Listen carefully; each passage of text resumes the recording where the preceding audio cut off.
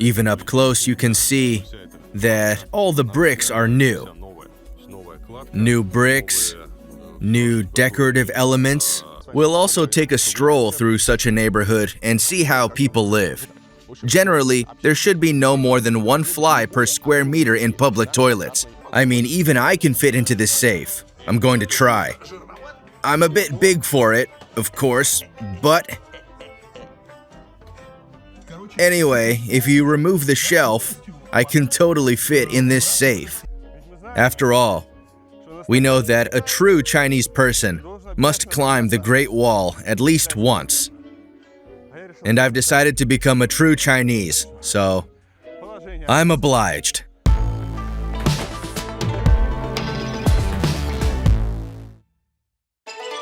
Hey everyone, I'm continuing my journey through China.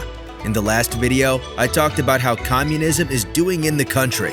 In this one, I'll give you some historical landmarks, most of which are actually fake. Unfortunately, the preservation of historical heritage here isn't great. Let's start exploring China's sites right in the heart of Shanghai. On some streets in Shanghai, you can still see how the Chinese lived before all this urbanization. There, for example, you can see what historic neighborhoods look like after reconstruction. On the video, they look good because the video doesn't capture the small details, so it seems like this is a genuinely historical quarter. But if you get closer, you can see that it's all new. I don't know, maybe there's some original stone somewhere inside, but it's really just all new. And here behind the fence, you can see how they're rebuilding the buildings. Even up close, you can see that all the bricks are new. New bricks, new decorative elements around the windows, new pipes, new wooden frames, all of it is new. So of course, nothing authentic or real has been preserved. Yes, these are double-glazed windows, but from afar it looks beautiful. It's raining, and I'm walking through this beautiful Shanghai neighborhood that, from a distance, might seem like some old downtown. See these houses? That's colonial architecture. Once upon a time, there were homes in this style here. Then it was all reconstructed, and it only got better. The Chinese have a special approach to historical architecture. They don't see value in authenticity. If we talk about the European approach to historical architecture, the focus is on authenticity, preserving details, paying great attention to these details, restoring old boards, preserving them, and so on. The Chinese approach is more like, why not make the same thing, but with new materials? After all, what's the difference? Often when we look at old neighborhoods that the Chinese are renovating, they just tear everything down and build the same thing with new materials. All the guidebooks about China assure us that the atmosphere of an old Chinese city has been preserved in Xintiandi Street, in the center of Shanghai. I decided to check it out, and guess what? It turned out that almost all the 19th century houses were demolished long ago. The development we see here supposedly existed in the 19th century, with construction and settlement beginning back then. But after many reconstructions, I'm not sure if anything authentic or real is left here. If you look closely, the brickwork is new. The plaster is new. The windows too. It's very hard to say what's truly original and authentic here. There are signs saying this is from 1932. But again, when you get up close and look at these buildings, you can see that this kind of renovation was done quite recently. Inside, everything is new. Nothing has been preserved. All the interiors are new. This is a new building, built apparently with the original volumes preserved according to old drawings. But people are still taking pictures here, you see? People like it. And yet, Xintiandi has the most expensive housing in all of China. Some apartments here cost more than in New York. They say that the Chinese elite live here, along with top officials from other countries who have immigrated here. And just to give you an idea, such neighborhoods are highly valued. Typically, these areas have expensive housing, fine restaurants, and brand stores. You can see people coming here to take photos and film TikToks. So this historic architecture is appreciated. Yes, this is a typical scenario. This is some mansion or other house, but if you go inside, there's not even a hint that it's a historic building. They try to put up signs claiming it's a historic heritage site or a monument, but I don't see anything authentic as I walk around. All these buildings now house shops and restaurants. Many are chain stores and familiar brands from Europe and America.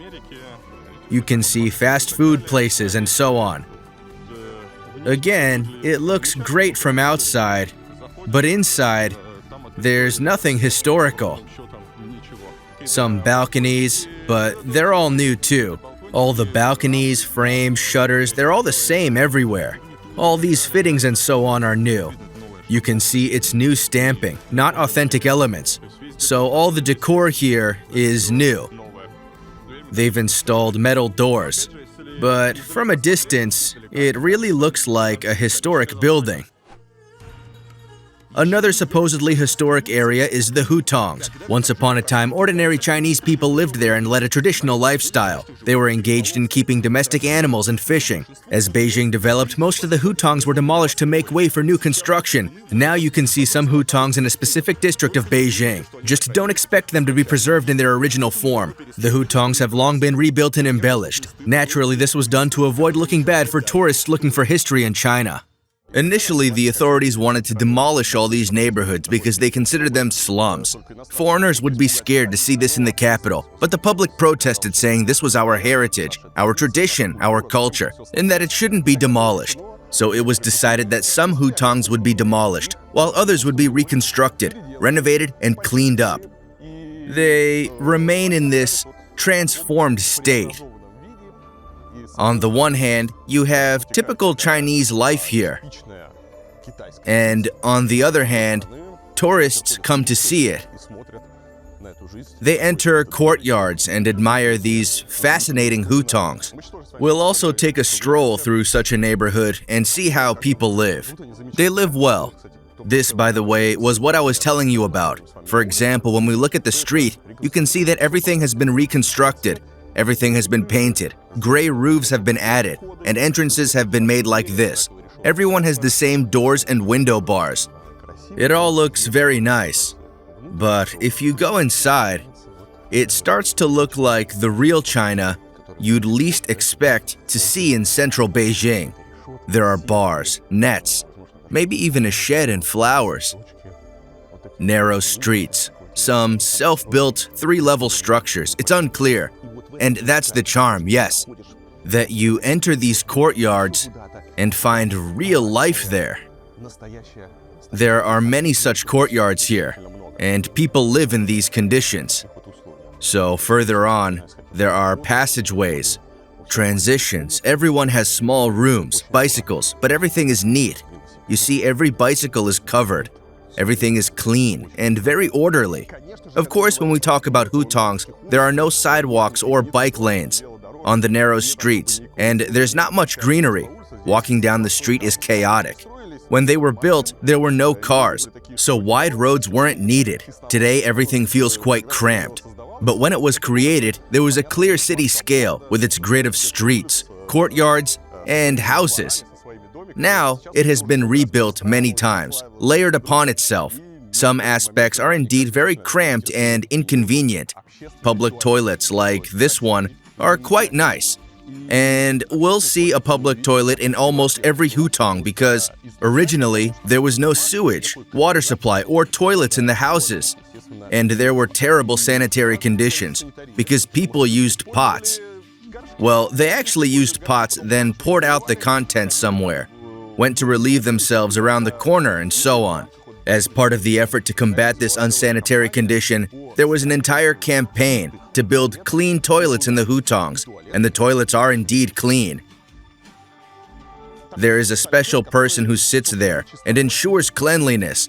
In general, there are many public toilets in Beijing. There is even a special organization responsible for the cleanliness of these toilets. It's the Ministry of Health, so public toilets are under their jurisdiction. And what's interesting is that the cleanliness of toilets is judged by several criteria. Odor, the intensity of odor. It may range from no odor to a light odor. There can also be an obvious or strong odor. According to the standards, naturally, there are guidelines. This is China after all, where there are standards. The odor intensity in public toilets should not exceed the 1st degree. In freestanding public toilets, it should not exceed the 2nd degree. A slight odor is allowed if we're talking about public toilets. The standard also limits the number of flies in toilets per square meter. Generally, there should be no more than 1 fly per square meter in public toilets. And in freestanding public toilets, there should be no more than 3 flies. So if you go into a freestanding toilet here in the Hutongs and see, for instance, 3 square meters, the maximum is 9 flies. If you count 10 flies, you write a complaint to the Ministry of Health, and the manager of that toilet will be fined. But in fact, I will tell you that there are no flies and no odor. The toilets that I have checked are indeed very clean, with no flies and no smell. Everything is good. Here's another toilet clean, no flies, perfectly clean, no odor. This toilet is perfectly clean. The toilet meets all the parameters. Here you can see, yes, typical Beijing Hutongs, with restored and remodeled facades. And here we have a Soviet-era 5-story building. A courier has arrived, bringing something, and they are apparently sorting the garbage. Let's assume that's the case, they're sorting the garbage. This is what the courtyard of a 5-story building looks like. It's cluttered with cars and bicycles. What's interesting is that since there are so many electric vehicles now, they are making such sheds in the courtyards, and you can charge them here. Naturally, this is a paid service. You scan a QR code, and there you have your sockets where you can charge your scooter or electric bike. It's mostly scooters that are being charged. What's also interesting in the courtyard of a regular 5-story building is how deliveries are handled. There's a concierge or security guard who lives in this lodge, and there's a special cabinet for deliveries. Packages are left there, so when you come home from work in the evening, you look for the package that was delivered to you. It will be somewhere on the shelves of this cabinet. What's interesting is that the gates are open. So theoretically, you could go in there and take all these packages, steal them. But China today is relatively safe. There isn't much theft here, and you don't have to worry about your belongings, that someone might get into your backpack. Of course, no one will give you a 100% guarantee, but I feel very safe in China today, almost like in Japan. You just relax, stop watching your wallet, your cards, your belongings. Judging by how people behave, how they sometimes don't lock their cars, how they leave their backpacks. It's perfectly normal here for someone in a cafe to leave their backpack on a chair, go to the toilet for 5 minutes, the backpack is just left unattended, and they don't worry about it. What causes this? I don't know. Maybe it's because there are surveillance cameras on every pole, and a thief will be caught quickly. Or maybe it's just a general awareness. People have agreed to behave decently. Although security in China is quite good now, my hotel in Beijing had an incredibly large safe. China, my friends, never ceases to amaze me, and now I've checked into a hotel. An ordinary Chinese hotel in Beijing, the most basic room. And now I'm going to show you what the hotel safe looks like.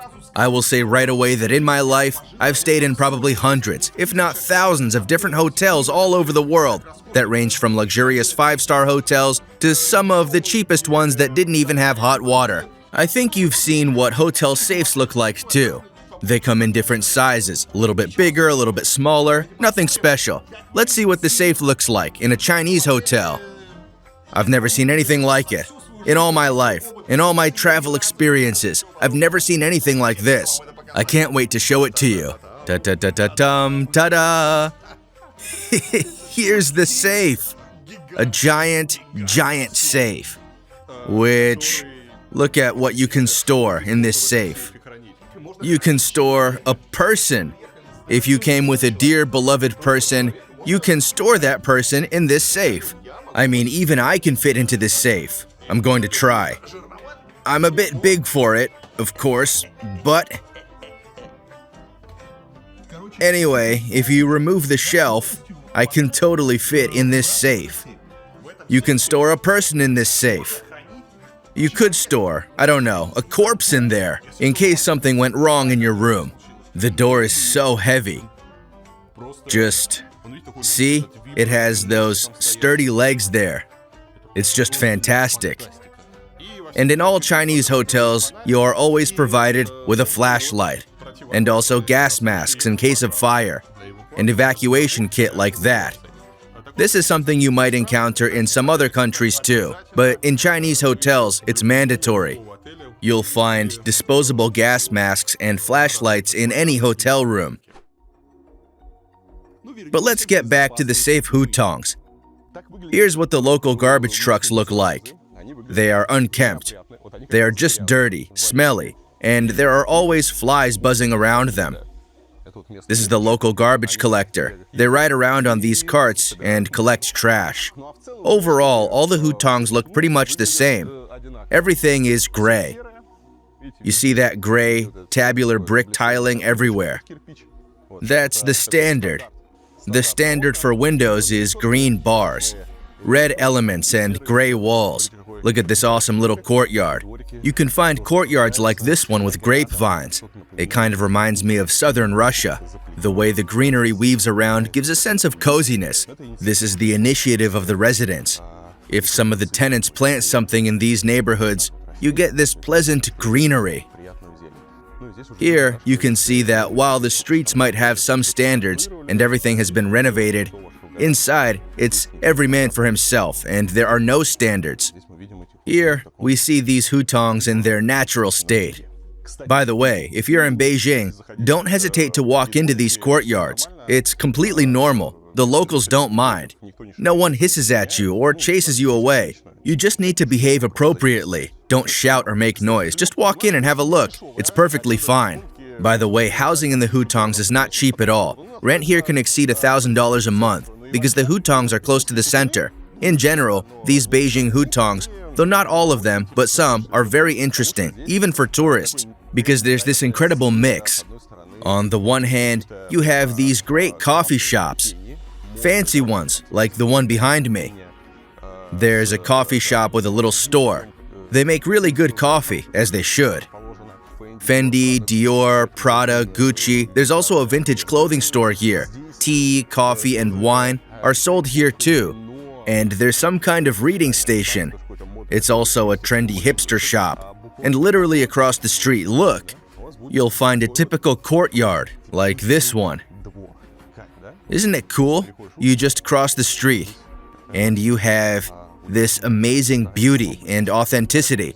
So friends, if you're in Beijing, definitely plan a visit to the Hutongs.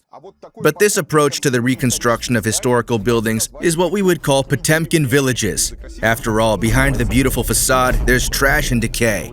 Here, for instance, you can see how they've tiled up the facades of these houses facing the main road. They've made identical canopies, painted everything gray, installed matching grates, and even created uniform boxes for air conditioners. But if you go inside, the magic ends, and you're back to the usual slum-like mess. In general, the key thing is to maintain the view from the street. The Chinese don't just rebuild old buildings, they also rebuild bridges. And here is one of the architectural symbols of Chengdu. This is the Anshun Bridge. It looks interesting and luxurious. It's not just a bridge, but a bridge with shops. See? It's like Florence. It's authentic in traditional Chinese style. From a distance, it might seem like an ancient bridge. In fact, this new bridge was only built in 2003. The previous Anshun Bridge that stood here was washed away in the floods of the 1980s, and even that one was a modern construction. Before that, the bridge had also been washed away by floods. That's the unfortunate fate of bridges in Chengdu. Strong floods wash them away. And this is how the bridge looks. It's accessible through a wooden gate. Everything is very well made. It's built from stone, with carvings, and the bridge looks just wonderful.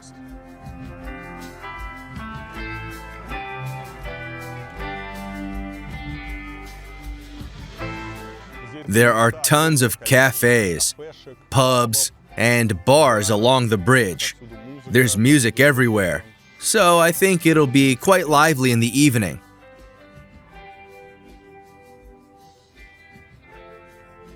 Here it says, Anshun Ancient Bridge. This is a popular place in Chengdu for various gatherings. There are tons of bars. Look, they're already setting up sofas on the promenade, because there's going to be a bunch of people here tonight. It's funny, people are asked not to fight. Anyway, as you can see, folks, this is serious.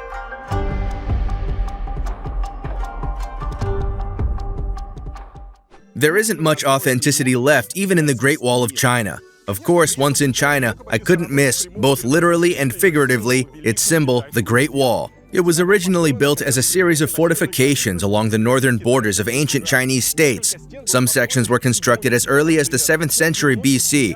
Over time, successive dynasties expanded the wall. But the version we know today wasn't completed until the 15th century. Even though the wall was meant to protect Chinese lands from invaders, it never truly fulfilled its main purpose. By the 7th century, it had lost all relevance and was no longer needed because China's borders had expanded, leaving the wall deep within the country. Naturally, many sections of the wall have collapsed over time due to weather or intentional destruction. For instance, during the Cultural Revolution, the wall was seen as a symbol of the past that needed to be erased. The Chinese government began restoring the wall in 1957. This restoration process is still ongoing and could take many more years. But in general, the wall has been constantly repaired and renewed throughout its history. So ancient sections and newer constructions have long been intermingled. Nowadays, the wall is divided into several sections. There are tourist-friendly areas where buses drop off visitors, and everything there is practically rebuilt. It's convenient, with ropeways and easy access. Then, there are semi-wild sections, where you are actually climbing as you go. And finally, there are truly wild, authentic parts of the wall. Numerous trails running along the wall, some of which can take a week or more to complete. This is when you camp out, staying in villages, or even directly on the wall itself. Some travelers prefer this kind of immersive experience. As for us, we're taking the easy, touristy route. When it's nearly 40 degrees Celsius outside, even walking on the wall isn't exactly comfortable. The sun is blazing, and you're constantly trudging up uneven steps. But hey, what won't we do for the Chinese spirit? After all, we know that a true Chinese person must climb the Great Wall at least once. And I've decided to become a true Chinese, so I'm obliged. If you think the party would be proud of a citizen like Ilya, give us a like. By the way, notice how the pavement here is made of stone. It's all a bit uneven and crooked.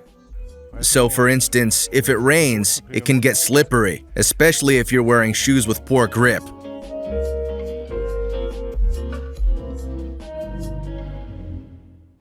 Now let's take a look at how the Chinese cater to tourists. In front of the Great Wall, in a very touristy spot where buses drop off visitors, you can see the crowds arriving by bus. There are machines where you can rent strollers and umbrellas. Yes, since it's really hot right now, about 35 degrees Celsius with the blazing sun, if you don't have a hat or an umbrella, you can rent an umbrella. More specifically, you just borrow it. You can even rent it for free. The only thing is you have to leave a 39 yuan deposit. Everything is done through QR codes with Alipay. The same goes for renting baby strollers. A stroller costs 10 yuan per hour. Here's what it looks like. Again, you need either WeChat or Alipay to rent it, and it's 10 yuan per hour. The stroller itself is a simple fold-up with a seat. It's quite comfortable for a small child. But the key point is that if, for some reason, you don't have Alipay or WeChat set up, you won't be able to do anything. No cash, no credit cards, nothing else is accepted here. So, be mindful of that. Near the wall, the Chinese have built a fake historical village. Once, there was an ancient settlement called Gubei in this spot, but most of the old houses were demolished, and the residents were asked to relocate to cities. In the place of the village, the Chinese built a new tourist attraction. So, here we are approaching the town, which looks very historical, but of course you have to realize that it's all brand new. This beautiful bridge here, these buildings, they were all built just recently. We have to give credit to the Chinese though, because in recent years and decades, they've gotten pretty good at building their wonders from scratch. It looks quite decent. You see, even the stands are styled to look like ancient wooden structures. There's less plastic and fewer of those annoying weird things. Notice how they've even cutely decorated the trash bins. They look like little barrels, and they even have flowers on top that people are using as ashtrays. Folks didn't realize they were flower pots. However, to reach the ancient village, you'll have to pass through a very modern hall. There's no trace of an ancient atmosphere here, just air conditioners and some installations. And of course, the must-have feature, Starbucks. Starbucks is everywhere in China, it seems. The cash registers here make you feel like you're in a train station, not an ancient town. Speaking of convenience for foreigners, I'm in this super pricey and famous landmark, the village of Gubei. I want to buy tickets, and they've installed ticket vending machines specifically for foreigners. You select English by choosing it on screen, book a ticket. I want one ticket, 280 yuan. Everything seems fine. I'm supposed to buy it next. But then the next message appears in Chinese. So you have to pull out a translator because it's totally unclear what to do next. The interface isn't fully translated. And then you find out you need to go to the ticket counter because this machine wants your documents. You can't enter the museum without a passport. So you have to head to the ticket office, hand over your passport, and they'll glance at it and maybe let you into the city. Anyway, the long-awaited ticket is purchased. It costs 280 yuan, which includes entry to the city and a round trip on the cable car.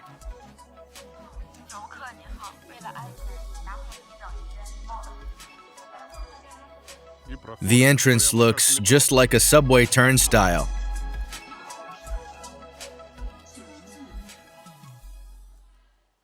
Now let's walk around and see how the Chinese are crafting history from scratch. Here it's worth noting they've done an impressive job with the details. Just look at these stone steps, how they've paved the streets. You can see the marble laid out here. There's even a wooden fence, and they've styled the signage to resemble something ancient. Some boards look like they've been charred or aged.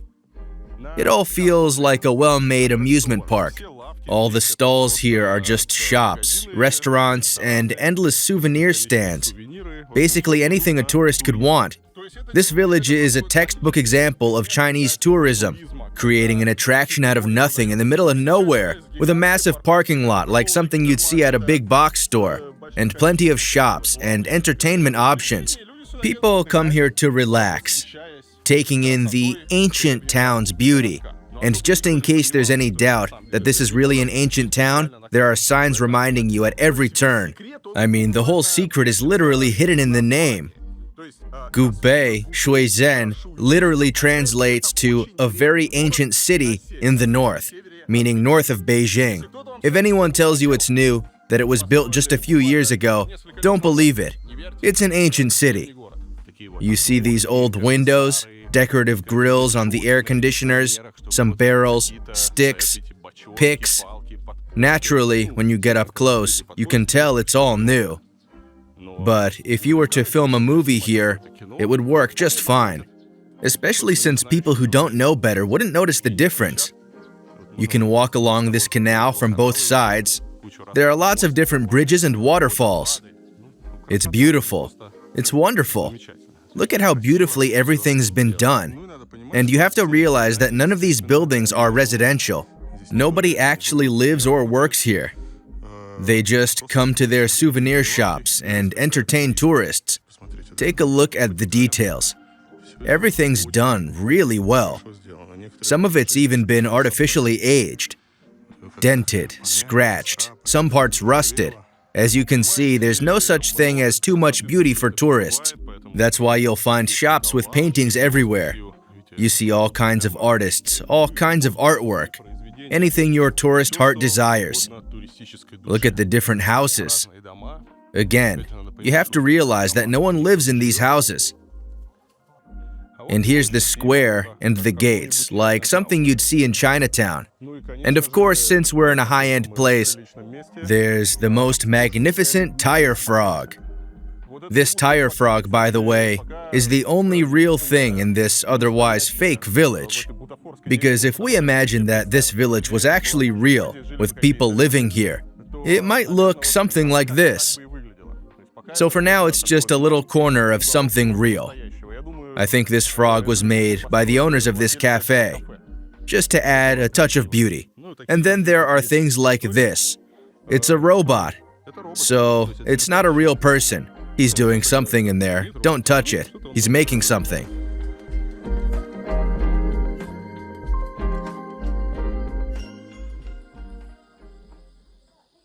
And when you look at all this beauty, the question arises, what's the right way to feel about it? My attitude is very simple. I see it as entertainment. You can compare it to movies, for example. There are movies made for mass audiences. Some are just entertaining, like that Barbie movie that came out recently. It's beautiful, it's expensive, and everyone's watching it. But this movie isn't likely to change you or make you think deeply about anything. It's just entertainment. A movie you watch with your family or friends while eating popcorn and drinking pop. And you'll enjoy a sight you'll forget about tomorrow. It's the same here. People come here. They arrive on tourist buses, take pictures, walk around, and enjoy themselves. You stroll through such a cozy place. If you visit architectural landmarks just for the sake of a picture, without any interest in culture or history, and you don't care who the master was, or why certain things are the way they are, then these places are perfectly fine. That's why so many tourists, so many people come here. It's a place where you can just walk around, like in a park, eat dumplings in a restaurant, and then go somewhere else. So in terms of coming, taking pictures, and spending an evening, it's great. But if you're interested in truly learning about Chinese culture, you should probably look elsewhere.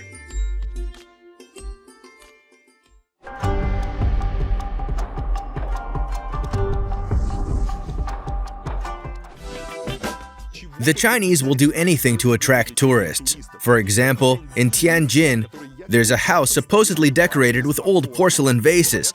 It's said that dozens of tons of porcelain shards were used for the mosaics in the house, along with marble, crystal, and semi-precious stones. The cost of the structure is estimated at $315 million. But in reality, this porcelain house looks like a big craft project, made with materials from the neighborhood market. Maybe there's some real ancient porcelain here. Who knows? There's a reason why tourists come to see this architectural marvel. Behind me, my friends, is one of Tianjin's major new attractions. This is the Porcelain House, or Porcelain Castle, as they call it here. Thank you. You're welcome.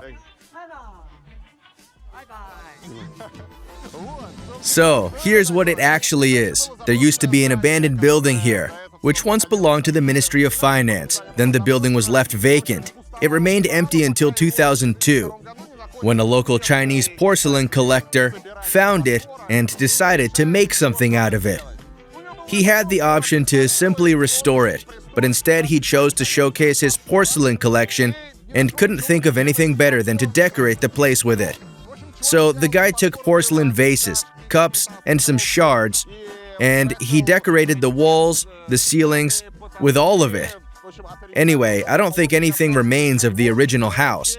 They say thousands of porcelain items were used to decorate this house. Now, it's become a local landmark. You can see there's always a crowd here. They sell tickets now. There are souvenir shops around. The sidewalks are so crowded that people spill over to the other side of the street. People come, take pictures, and everyone gets wildly excited about it.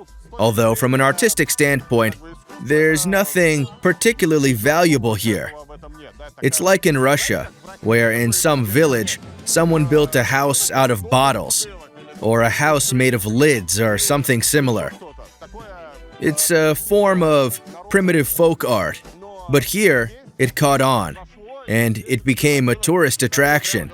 There are signposts pointing the way. Guidebooks mention it. You can see just how many people are here. You can even see the ticket office right there. Yep, you have to buy a ticket. You need a ticket to get in.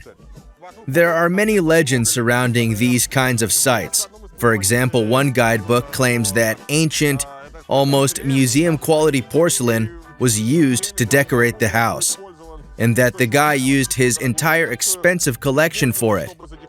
Clearly, that's nonsense. These are just ordinary stamped vases, likely bought from a nearby factory. But it's still a landmark.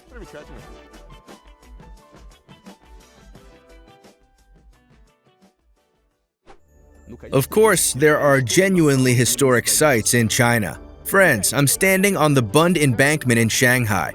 Before the 1840s, this was a dirty, narrow alley overgrown with tall reeds. But in 1842, Western invaders entered Shanghai. As a result of the Opium War, they forced China to open its ports and grant them the right to build their offices here. The Bund became a place where Western countries, including Britain, France, and the US, built banks and trading houses. Because of this, Shanghai became Asia's leading city in the 20s and 30s, a cosmopolitan, thriving commercial and financial center. When Mao Zedong came to power in 1949, the residents of the Bund underwent a rapid purge. People were forced to close their shops and leave. The buildings were then used as offices for government officials. In the late 1970s, economic policies in China began to soften, and the buildings on the Bund Quay have once again become commercial centers and entertainment venues. The area itself draws tourists from all over the world, with its diverse architectural styles and rich history. Another historic building in Shanghai is a former slaughterhouse. This building, a former slaughterhouse, was built in pre-communist China, designed by a British architect in 1933. It wasn't just a small slaughterhouse, but a massive facility where various animals, cows, goats, even rabbits were kept. It was one of the largest slaughterhouses in the East. The building is huge, and you wouldn't guess from the facade that inside there used to be a large area where the animals were kept. They were moved across air bridges from one section to another before being slaughtered. The interiors were said to be quite interesting. We're going to take a look now at these concrete bridges, rough staircases, and spans. Nowadays, people come here to take photos. After the slaughterhouse was closed, the building was repurposed as a textile factory, and the cold storage rooms were used as warehouses. Now it's become an art center. There are all sorts of cafes, shops, and galleries here. An art space that's popular with hipsters, largely due to the architecture. It's a great spot for taking cool photos in these fascinating interiors. What's particularly interesting, and somewhat rare for China, is that this building has been completely preserved. This slaughterhouse was fortunate. It wasn't remodeled, demolished, or turned into a shopping center, residential complex with an underground parking lot. Instead, it was left in its original state. So let's explore this marvel of slaughterhouse architecture.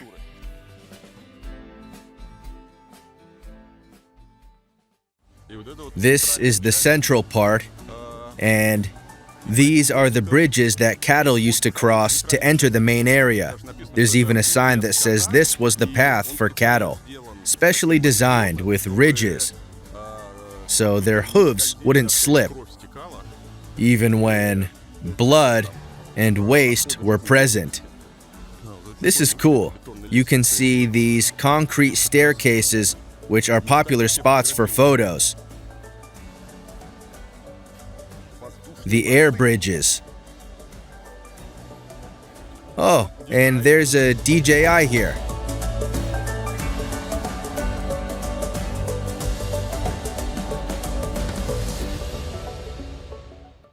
If you want to see what industrial Shanghai looked like in the 20th century, you can visit the historic ghetto. Workers used to live here to be close to the factories. Tell me, what do you do? How long have you lived in China? 14 years in Shanghai. 14 years in Shanghai. I came from Vladivostok right after school and learned the language. I studied Chinese logistics engineering at university. I'm supposed to be able to design railports, build railway stations, but they don't allow it. Foreigners aren't permitted to do it here. Seriously? You studied for that and now you can't build? So, I just work as an airline manager. On weekends, I meet up with some coworkers. Well, more like acquaintances. We met in Shanghai. Ivan organized the first Russian stand-up comedy club here, and I performed there. And Sergey, he came to China to make foreign investments. But it turns out Sergey is really knowledgeable about history, and Ivan is great at conversation. So we started filming Shalala, our project. It's a documentary about the architecture of 19th century Shanghai.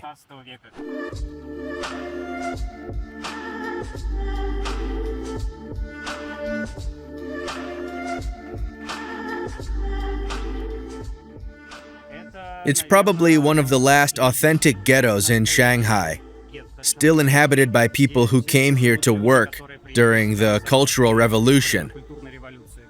There was a factory nearby. People moved here and built their own homes, one floor at a time. First a single floor, then a second, a third, and a fourth. Mostly the Chinese build by dynasty. The first one arrived and built 2 floors. His child was born and they added another floor. A child, then another child, and 4 stories are built like that. Look, it's beautiful, isn't it? Just like it was 10 years ago, when I used to walk through neighborhoods like this. There were more of them back then. Capitalism is steadily changing the communist fabric of society. By now, most likely a different family lives on each floor. But they still might share a common kitchen on the ground floor. They all take turns, coming down to use it. Everyone has their own switch, their own electrification. She lived here for 27 years. The umbrella's here in case of leaks. No one's even watching us. They'll come up to us in the end. What? We'll be picked up on the way out. We have to exit somewhere. Oh, there's only one exit? Yeah.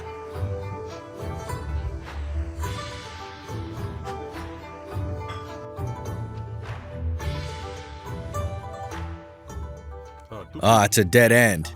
This used to be Shanghai too. Yeah, it's a dead end.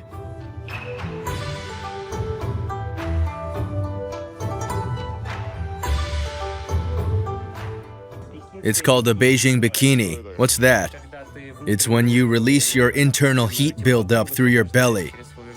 Because it's the most proven method in 5,000 years of history. Beijing bikini? Beijing bikini, yes.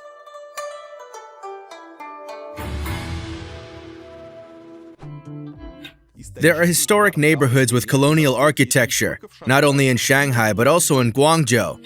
Shanin Island in Guangzhou is a rare example. It's a well-preserved colonial district. In the mid-19th century, the French and British arrived here. They divided a small plot of land, which later became an island on the Pearl River. They built some rather luxurious buildings here. These buildings were mostly consulates, offices, and banks. Then, of course, the Europeans left. For a long time, there wasn't much of an interest here. In the 1990s, everything was restored, and tourists began returning. Now, interestingly, only one consulate remains, the Polish consulate. All the others have long since moved out. In their place, galleries, stores, and even a Starbucks have been set up in one of the historic buildings. Interestingly, this area is quite atypical for modern China. There's a lot of greenery with very tall trees. In the summer, especially when the Chinese heat is intense, it's still somewhat bearable here. In a regular city during such heat waves, it's much more challenging to be outside.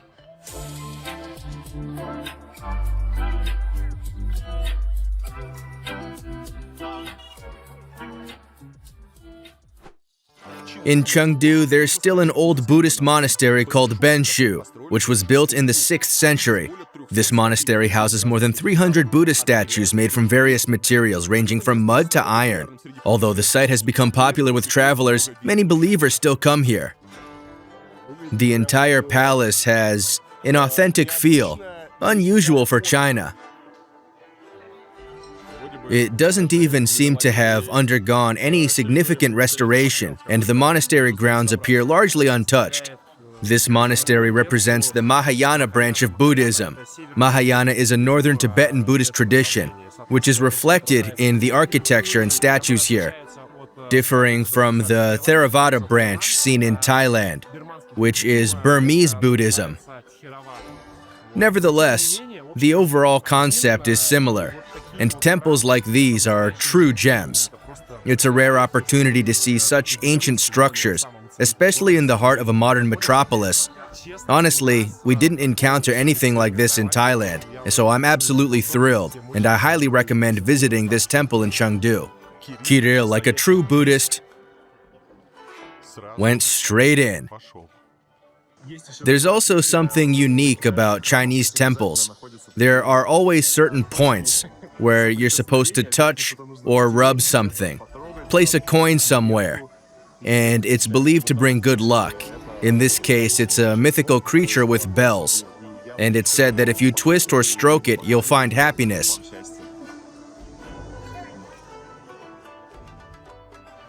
A huge number of people come here to worship, including children. However, we all know that the state's main ideology sometimes contrasts all of this. Historical values are important, but safety is also a priority. So naturally, there's a whole firefighting station within the temple. And as is common in China, there's something to prevent misbehavior. If someone disruptive arrives, they'll be quickly subdued using these resources. And if heaven forbid a fire breaks out, you'll see there's everything needed to handle it. There are numerous fire extinguishers, each suited for different types of fires, along with suits, hoses, gloves, everything necessary for people to start fighting the fire, while the fire department is on its way. Very impressive, by the way. There are, of course, certain differences in how temple spaces are organized, especially inside. In Thailand, temples are entirely free spaces, where you can eat and drink. Every day, different people and business owners bring food and other products to offer to the monks, who then share them with anyone who visits. In China, however, a bit of entrepreneurship is always present. For example, here you'll find a charming tea house where you can buy a teapot for 300 or 400 and enjoy tea from the menu. Since we're in China, even in ancient holy places, business flourishes. Just a few steps outside the temple's gates, and you're greeted by a never-ending array of stores and souvenir shops. There are people in costumes trying to sell photos with them, a rabbit on crutches walking around, and even a monk, though he might just be dressed up. Paintings and other items for sale here are all new and very much commercialized. That's it, friends. Be cautious when buying into China's historical narrative. You might just be looking at another fake or reconstruction. In the next video, we'll take a stroll through some of the country's major cities. We'll explore how technology is shaping everyday life in China, where you can buy a knockoff Balenciaga, and how livable Chinese cities really are. If you enjoyed this video, don't forget to give it a like, subscribe to the channel, and drop a nice comment. Also, feel free to share this video on Reddit and send the link to your friends on WhatsApp.